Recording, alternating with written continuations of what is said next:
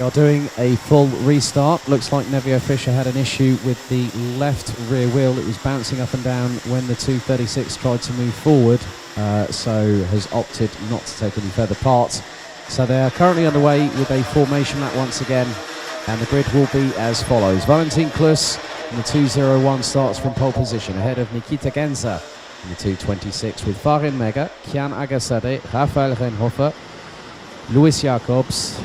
Looks like Janis Diak and Rafael Balzer will be followed by Pedersen from Denmark in the 247, Magnus Pedersen.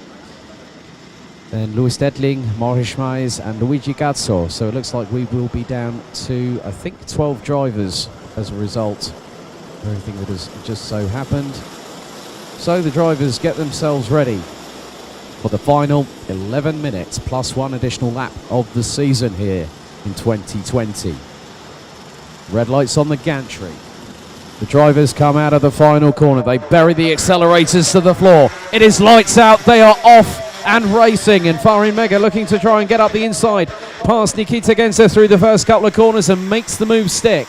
Renhofer now up into fourth place, as Luis Jacobs looks to have also gotten past Rafael Renhofer. Sorry, not Rafael Renhofer, Kian Agassade in the process. And then you've got Janis Diak and Rafael Balzer, followed by Magnus Pedersen. Leon Arndt was a non-starter. Nevio Fischer is retirement before the race even got underway through the first part of the formation. So Gazzo in front of Maurice Schmeis in the 210, as there's a little bit of closure between certain drivers, as it looks like there's been a few changes behind at least the top four drivers, as now Maurice Schmeis has got up to 10th place. Luigi Gazzo now drops down to 12th place, so Nevio Fischer will effectively be declared as a retirement before the first formation lap truly got underway.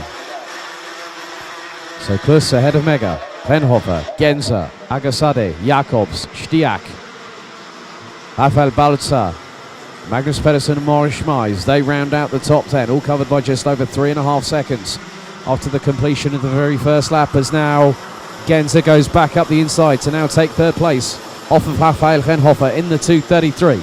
They come around the final corner. Klus leads from Mega. Genza goes defensive on Renhofer through into turn number 1 and keeps third place for the minute. Agassade being pressurised not just by Luis Jacobs, but then also factor in Janis Diak in the 238.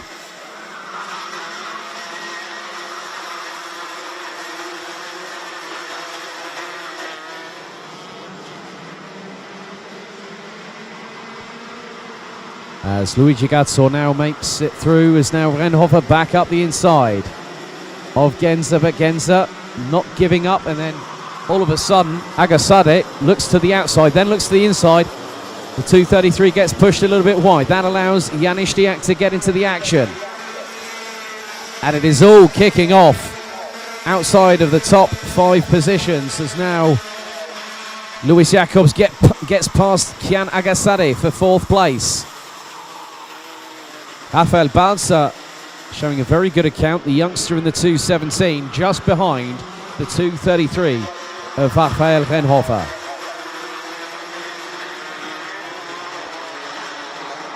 Janis Diak in 8th ahead of Magnus Pedersen. Maurice Schmeis still rounds out the top 10 who are covered, as now up the inside on Luis Jacobs goes Kian Agassade in the 262. Another change for 4th place, as now Stiak I think was a little bit far behind Renhofer, but managed to get past, as Renhofer pushed a little bit wide there, coming out of the penultimate left-hander. As Renhofer goes surging back up the inside, looks like Janis Diak has just been passed by the 233. We'll just keep an eye. That's not Janis Diak, that might be Louis Dedling, I believe. But Valentin Klus has nearly an 0.8 of a second advantage over Farin Mega. The pair are literally to the decimal point on the same lap times by 1/1000th of a second. Farin Mega just puts in the fastest lap of a 47.280, and Valentin Klus A further 1/1000th slower on that last lap after 4 laps completed. As there's a bit of jostling for position once again, and that's where Maurice Schmeis is involved. Raphael Renhofer just behind, and then you've got Magnus Pedersen. As now Luis Jacobs goes up the inside of Kian Agasade to now reclaim 4th place with just over 6 minutes and 45 seconds of the season plus a lap still to go. The leaders have now exited the chicane and onto the far part of the circuit.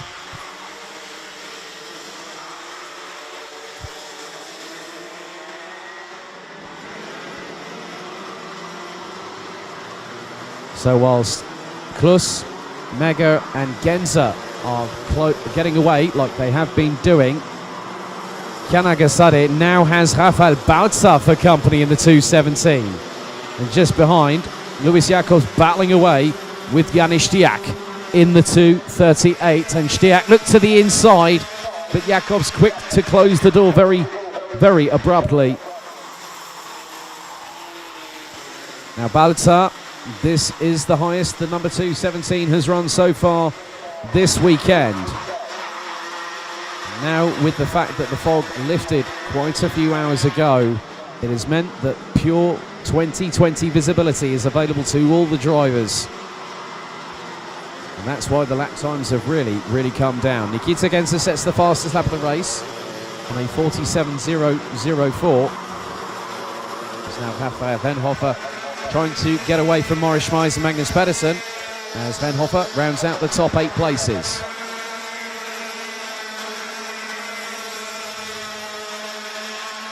And Kian Agasade trying to respond against Rafael Balza, who is quite close to the rear bumper of the 262 on the previous lap. Now extends the gap to nearly 2.5 of a second. The Balza showing good poise, good concentration, just concentrating on the target in front, and that is the 262 of Kian Agasade. Valentin Klus now has a 0.6787 lead over Farin Mega, but Mega looks to be slightly closing that gap. Or has it been extended? 0.754 as Klus sets a personal best. Nikita Genza puts in another fastest lap of the race, the 46.988 in the 226. And now between 4th, 5th, 6th and 7th, it is closing. But Agasade has got away a little bit from Rafael Balza to the tune of just over 0.3 of a second. Then you add Luis Jacobs and Janis Stiak just off of there too. So Balza running at the top 5, now embroiled in a 3-way battle for 5th position. Leaders cross the line to complete lap number 9.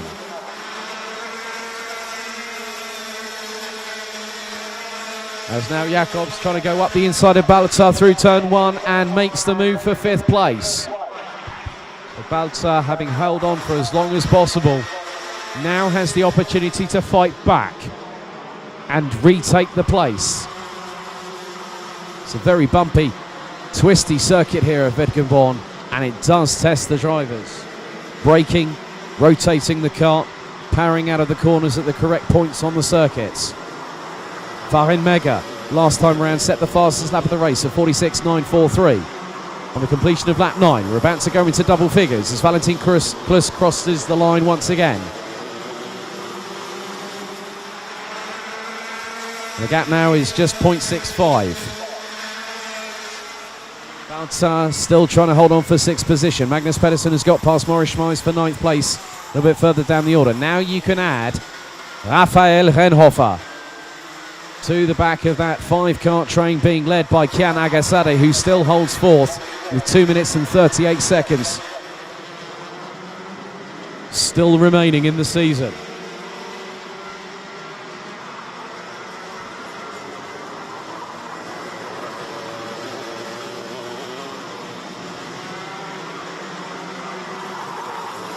And Renhofer looks to have made some inroads. Up to 6th goes the 233 ahead of Stiak, and also Balta, who now drops to 8th position. And Nikita Genza sets a personal best that time around with a 46.950, top 3. Not as close as we've seen, especially earlier on today in their first of 2 races to conclude the season. As Agassadi now coming under real pressure from Lewis Jacobs in the 2:28. That's the battle for 4th and 5th respectively. And Jacobs looking a little bit closer, up the inside he goes, through past Kian Agassadi in the 2:62 to take 4th place. But this is allowing Rafael Renhofer, Janis Stiak and Rafael Balta to close as Agassadi goes back up the inside of Jacobs to retake 4th. Whilst they're battling, look how close Rafael Renhofer is through turn 1 on Luis Jacobs.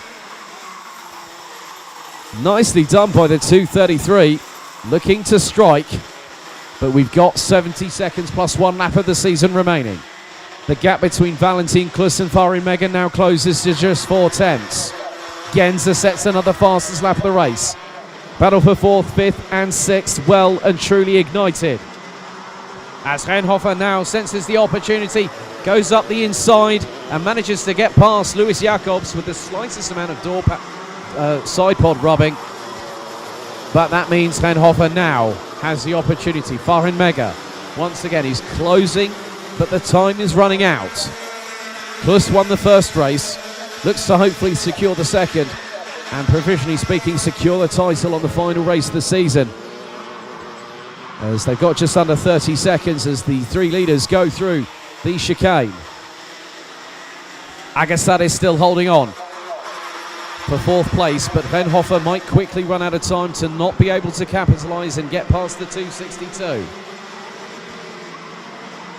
Leaders now coming through the last right-hander here at the circuit, through into the penultimate left corner, then into the left-hander that brings it onto the start-finish straight. Last lap board of the season for Junior Rotax.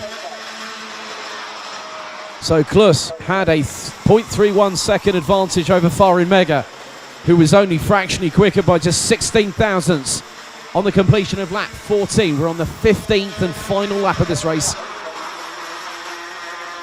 After a combined total of 15 races for Junior Rotax, it comes down as Valentin Klus looks behind to see how far away Farin Mega is and knows that it is just literally corners away. 2 more turns after the last right-hander. Valentin Klus now puts the power down round the final corner. The 2:01 takes the checkered flag, and I think with it, the Junior Rotax title in 2020. Farin Mega finishes 0.3 of a second adrift in second place ahead of Nikita Genza.